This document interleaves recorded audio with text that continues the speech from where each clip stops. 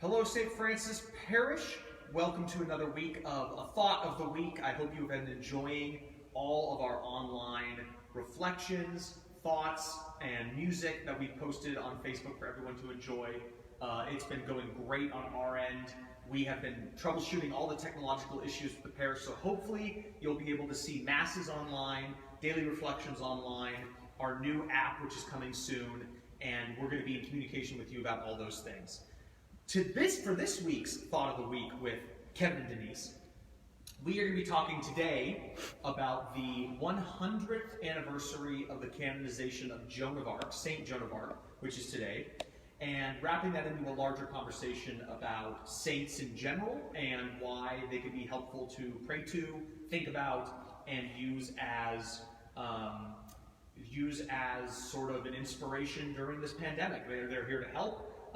They are plentiful, and we're going to have a little bit of a conversation about that. So Denise is in a singing mood today. Maybe. We're going to see. She'll be great. She'll be great.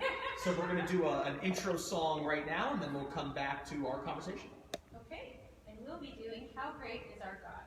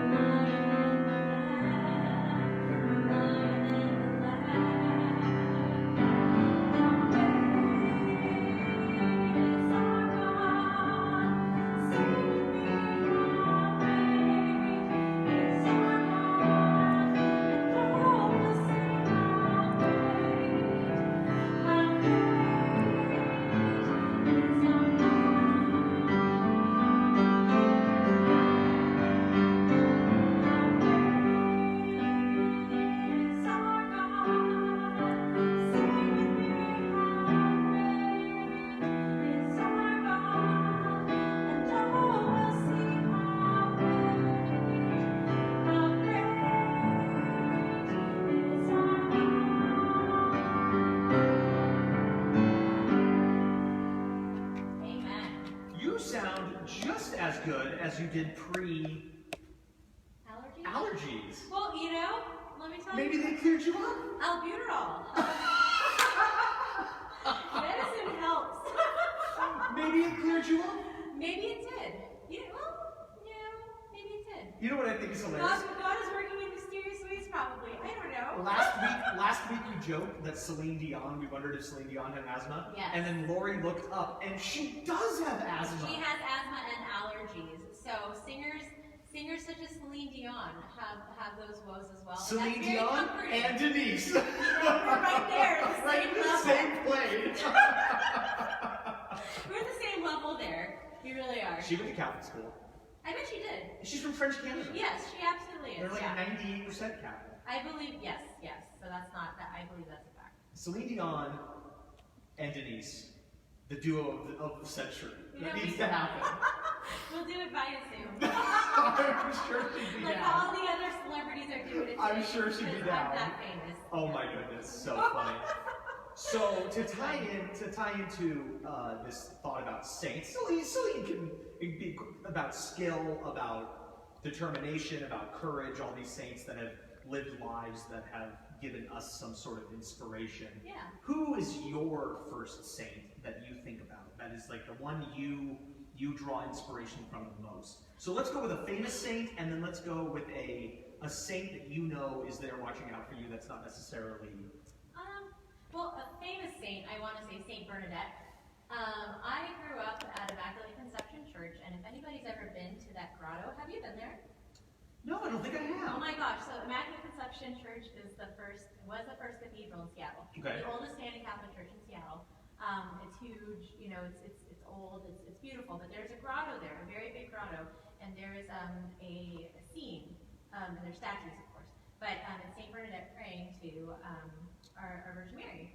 So it's you got to see it. It's beautiful. Okay. But anyway, growing up, and the one thing that sticks out is that, and then the video. If you've ever seen those black and white Catholic movies that they probably show in school today, I don't know if they still do, but I watched all of them as a kid. Mm-hmm. And Saint Bernadette was the one that I don't know. She kind of stuck with me the most as a kid. Because I saw her every weekend at church.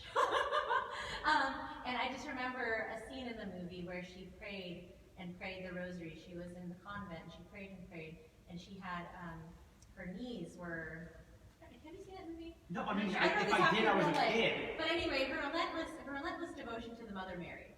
And she prayed, and she was sick. She already had, she was already crippled. She was still walking in circles praying. That's the one thing that stood out for me.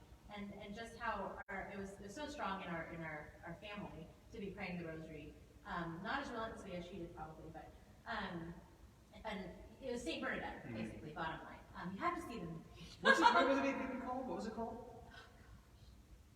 I have to. Well, look, if anyone knows what those movies are, Put it in the comments. put it in the comments. Share your favorite Catholic saint movie. Yeah, and comment your favorite Catholic saint, because Yes. the reason why we're talking about this is it's the 100th year anniversary of the canonization of Saint Joan of Arc. Yes. And that's a big deal, because Saint Yes. Joan of Arc is like one of 5 saints mentioned multiple times in the Catechism. Like, Yes. they reference, the church references Joan of Arc all the time, because the story of Joan of Arc is incredible. Yeah. When she was, and there are documentations of her visions, there are documentations of what she did, there are witnesses to her experience. Like, it is insane. She was like one of the true examples of people who have been called by God to do something great. And it's like proven. So it's hard to deny that that's the case with someone like Joan of Arc, because she claims at 13 that she was spoken to by St. Michael, St. Catherine, and another saint in her field when she was shepherding her sheep. She was a farmer. And those 3 saints told her to go to the King of France and help defeat the English in the 100 Years' War. And at 14 or 15, she showed up to the King of France. 14, 15-year-old sheep farmer showed up to the King of France and said, I have been told by God to help you beat the English, and here's how we're going to do it, here's when it's going to happen, and here's why it's going to happen. And all of the things she said was going to happen, and she said she could do, she did. And she was able to accomplish it all. Mm-hmm. Nuts! Yeah. And for the King of France to believe her, a 16-year-old girl, to say, go ahead and have an army, Yeah. and go defeat the English. And of course, she eventually was taken by a band of people from Luxembourg. They were called something else, but the English paid them to capture her so that they could put her on trial. And she was tried as a witch in heresy because they claimed that she didn't actually have a true vision from God or whatever she claimed she had. Yeah. And so they killed her. Yeah. They burned her at the stake at 19, I think. And this was after she accomplished all the things she said she was going to accomplish, because she claimed God told her she was going to. Yeah. And she knew stuff was going to happen that no one else knew was going to happen. The King of France took her in front of theologians and said to the theologians, is she saying stuff that makes sense? And they were like, yep. Yeah. and there's no way to deny it. And then the craziest thing happened. They killed her, the English did, from this pseudo trial. And then they did a retrial. 20 years later, the French retried her case and determined that everything that English said was wrong was not wrong. And then the Pope said that she was cleared of the charges of heresy and witchcraft and stuff. And then 500 years later, she was canonized. Yeah. Right? But how incredible a story with real witnesses. Yeah. And the thing that's so incredible about the Joan of Arc story is that during this trial, they wrote down everything she said. So like, unlike a lot of saints that are canonized in the Catholic Church where we don't have record of anything they said, we have legitimately the entire record of what Joan of Arc has claimed from her life. Isn't that amazing? So all of that was meant to be. all that, and in the 100-year anniversary of her canonization, during this pandemic, to think of the courage and the resilience and the devotion that she had to herself, to God, to her community, is incredible. Yeah. Something we should all think about. Don't you think? I agree. No, I absolutely agree. And just thinking about in this time, well, Kevin, let me ask you, in this time of the pandemic, which saint do you look to for guidance? Well, in my life, let's see. So my confirmation saint is Saint Albert. Yeah. And I've visited Saint Albert. I've been to his grave. I've gone to the places where Saint Albert existed. Yeah. So I have a real life connection to Saint Albert. Yeah. Saint of students and saint of thinkers and saint of academia. Saint Thomas More is a saint in my life that's followed me around. And I've been to his gravesite where he was imprisoned and like all the tangible relationship. Yeah. So I pray to those saints, but importantly in this pandemic, and something that a lot of Catholics have been writing about, is the importance of praying to saints who aren't famous. Yeah. Because if you lived a good life and you tried to do no wrong, and you were truly forgiving of sins you committed and merciful, you are no doubt in heaven. You are no doubt with God. Yeah. And you have just as much capability to give us guidance as someone who is canonized by the church. That's true. Right? Like we are in communion with the saints. Those are famous saints and saints who we know who are up there who have lived great lives. Like every doctor in the world who has died and lived a good life, who we ask for guidance from during this time. I've been praying a lot to keep everybody safe and keep everyone healthy. In those prayers, I haven't really prayed directly to a saint per se, but I have prayed to the whole system of heaven. Like, I think, all religious power. I mean, you get them all in there. You can't go wrong. You can't go wrong. Can't go wrong. I'll include everybody. But even like growing up, my dad would always talk about our guardian angels. And Same here. Always, constantly. So those are the saints that are not so famous. Right. And I talk to, and I tell my kids that too. Those who've gone before us, and my kids were lucky to meet their great grandparents, and live with them for some time too. So those they know a lot of relatives that have passed on, and so I told them, those are people that you can talk to. You can ask for some help, pass on a good word to God for you. Right. Kind of thing. They're building a house for us up there now. Yeah. So yeah, I think that's a nice thought to have, and just knowing that there are people out there that have gone before us that are watching out for us.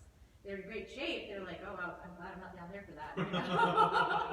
I'm glad I don't have to go through that. This is something of my Catholicism that I like to impart on the students, but also that I like to incorporate in any discussion about the faith. We are called to everyday sainthood. We are called to dignify our life and our work in every way we can in a saintly manner. Yeah.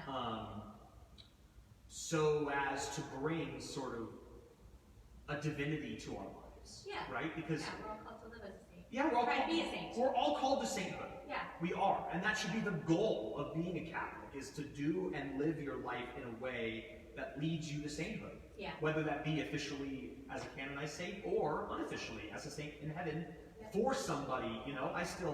I I've never, for all of my family that I've never met, I think about Coco, the movie Coco, and I think about like for all of my family that I've never met. Oh, Yeah. I think about all of my family that I've never met that I can pray to and think about and say, help me out, please. Yeah. So I think there are a lot, and that's a good thing to remember today, especially. You have a lot of people praying for you in heaven, and those are your saints. Those could be your personal guardian angels and saints. yes, And talk to them, because you have talk to them. a lot of time these days to pray and contemplate, meditate. These mental conversations, Yeah. these mental meditations are so important. They can be heard. So comment in these comments who your saint is, who you pray to, what you pray for. We'd like to know. Let's get a conversation going. Maybe I can put a post up that says, He is a saint expert. It's- Heaven, yes. I like to have that tangibility, right? Like Yeah. I wear a St. Christopher's medal, Yeah. but there's some debate about whether or not St. Christopher is. There's that whole thing about Oh, I St. remember that. Christopher. Yes. But you know what? He's a saint. He is a saint. Somebody decided he was a saint, so it's okay. That's right. So we'll put a post up, and we'd love some comments and stuff. But the thought of the week is everyday sainthood, thinking about saints in our lives. The 100-year anniversary of the canonization of Joan of Arc, her courage, her resilience, and so for us to have that too in this time. Yeah. Pandemic. Absolutely. That's right. So we have a song to carry us out here. Okay. It is "We Will Follow," and we sang this during Mass, and I think that this is a good way to. It's a good message of trying to be a saint every day. We will follow. There we go. Yeah. All right.